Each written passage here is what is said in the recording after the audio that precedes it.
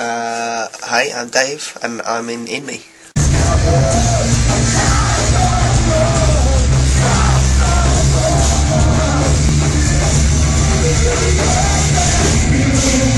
The way through your current massive tour, how the crowds treat you so far? Really good, yeah. I mean, some crowds are quieter than others, but I don't know what the hell that is. It's bad timing.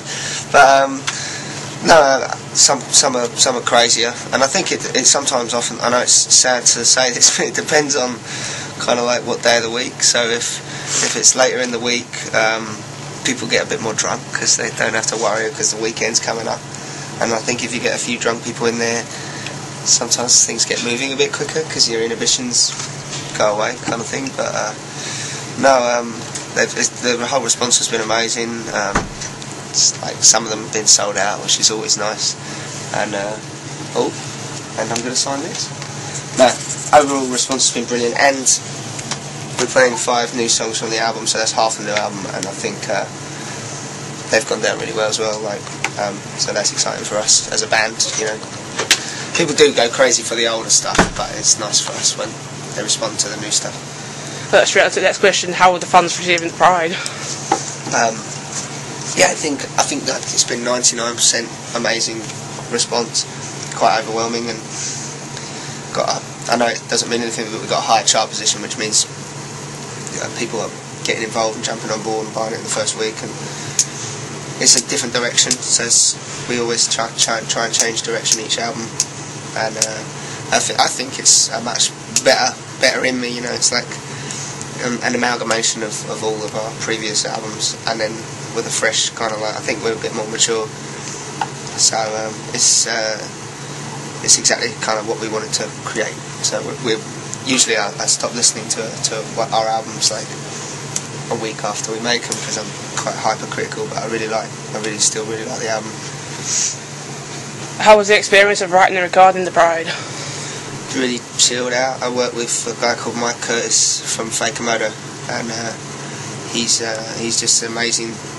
He's got an amazing ear, and I like his work, the way he works. He's a perfectionist, and that works well for us because we like to nail it on the record. We don't really have it too loose, and we're friends outside of recording, so that makes it really chilled. And he knows what I want to achieve and what the rest of the guys want. So yeah, it's just, and it wasn't done in a massive session. It was done in little drips and drabs. So we just go in for a few days here and there, and do a couple songs at a time.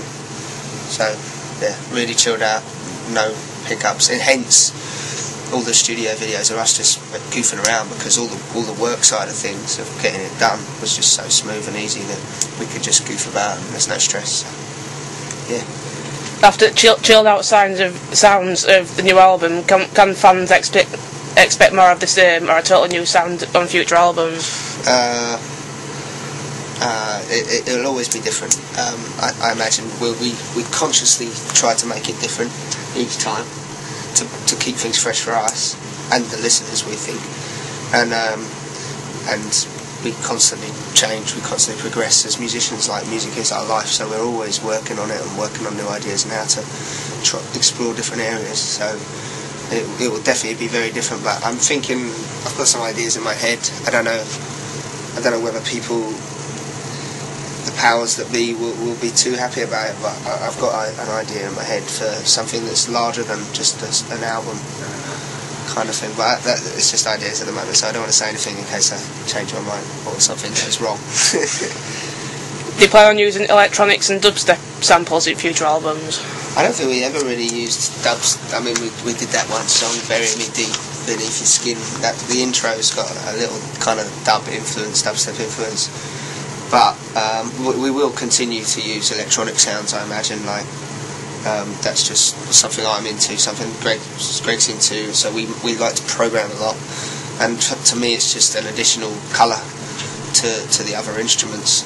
So yeah, we will continue to use the tools that are available to us, kind of thing. How did it feel to have got into the UK top 40 album charts? Well, we didn't end up there, but we certainly got in there. The final placement was 60. which the last album was 71, and you know, from a business perspective,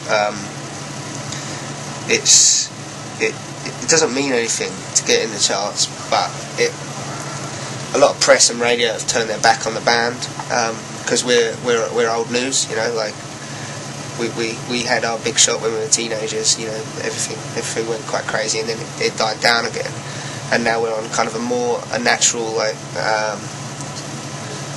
grassroots kind of ascent, if that makes any sense.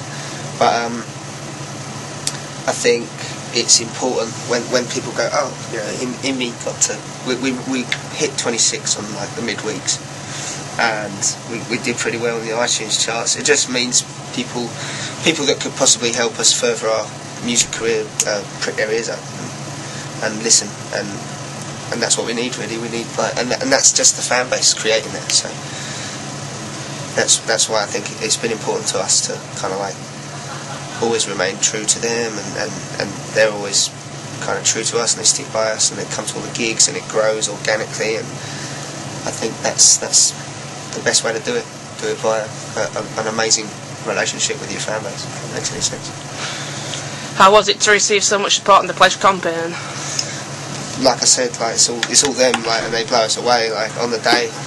Because I did a solo one last year, and I was just on my own in my house because I live with some housemates, but they were away or at work, and I was just buzzing up and down the house, like, so happy and pleased with how it was going. Not on a financial level, but just that people had my back, and they wanted to really help me with shifting the album. And the reality is, to promote a record properly, you need financing, and I wasn't going to get that financing from anywhere else. So they just massively gave me a boost, and I tried to give them the best experience because they deserved it. And then I was like, we've got to do it with InMe, and like this time I said, I prepared the list. I spent months on end on trying to get it the way I wanted it and the way I thought it should be. And I said to the lads on the day, you know, we just need to spend the day together. We need to wake up together, spend the whole day together, and then go out for a curry and go and get pissed together. And we were there all together as a band, just going, whoa, we've crashed Pledge. And like, our fan base responded so massively to it that we slowed the Pledge kind of servers down, which was quite incredible.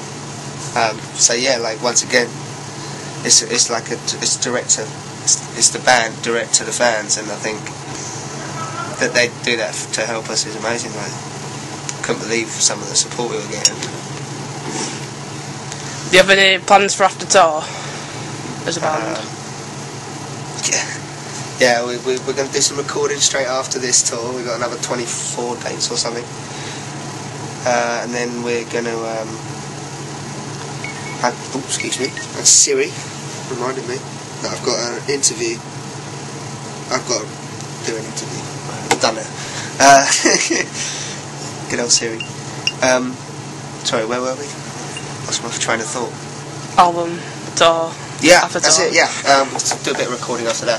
And then I'm going on holiday April 4th, and then come back, do some solo shows, go see Frank Turner at Wembley Arena, and then I go on tour with Europe with InMe supporting Lost Alone. So we're kind of doing a role reversal because they're supporting us this tour. Doing that till the end of April, then doing Pledge fulfillment in May, doing another tour, some solo stuff in May, and then end of May till first week of June I'm doing another tour, which we're about to announce hopefully, and then Download Festival, and then festival season. I've got it all mapped out in my head. Festival season, we're going to try and do like a big one and maybe a couple smaller ones. Might do some Europe, and then I think in September, November-ish time, sometime then, we're going to go back out, do a UK tour with the band, headlining, and Europe, and also hopefully try and bag a support tour, like try and reach someone different, some different crowds, and play to them as well. And so yeah, pretty busy year, which is really good, because that keeps me sane, funnily enough.